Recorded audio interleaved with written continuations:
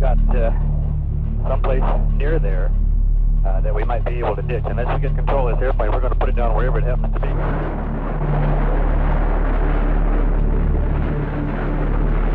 I knew we were going to crash. It was inevitable the way the plane was operating. But I was praying that I would die quickly. I didn't want to suffer. I've never gotten on a plane where I haven't thought about it since that day. Jerry Schemmel and Joe Trombello share an experience no one would envy. They crash-landed 10 years ago this month on a hot summer afternoon in Sioux City.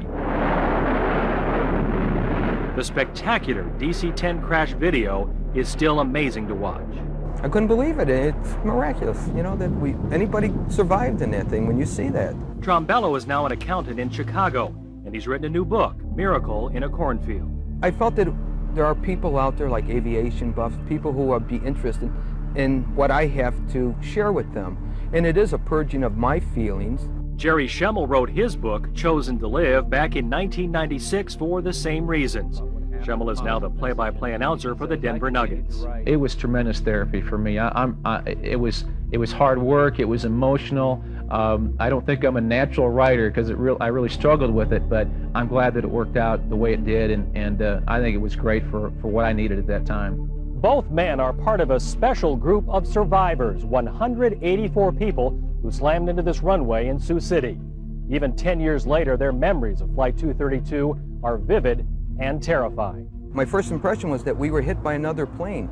The plane was jolted violently sideways, and within a few seconds, the captain came on to inform us that we had lost the number 2 engine. I think about it all the time. I don't think there's been a day that's gone by that I haven't thought about the crash, and more so in the last few years, the impact it's had on my life. If you've ever been on one of the old wooden roller coasters where it jars you back and forth, that is the feeling that you get in this plane. The piece of the plane that I was in went upside down and backwards across the runways and into a cornfield next to the airport. I was in the cornfield, upside down in my seat.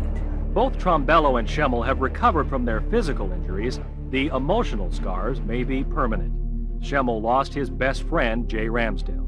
The guilt that came along with surviving a crash when most of the people around me didn't, including a 1-year-old boy sitting in the seat in front of me and my best friend 7 rows behind me, just really took a toll on me. It was very difficult. I wasn't ready for it. I didn't think it would be that hard, but it certainly was. Joe Trombello says he has a whole new perspective on life, one he shares with Jerry Schemmel. Both crash survivors now rely on a higher power. Work is not always on top of everything now. Now it's God, my family, and work. I just believe that it's in God's hands, and He'll take care of me the way He sees fit.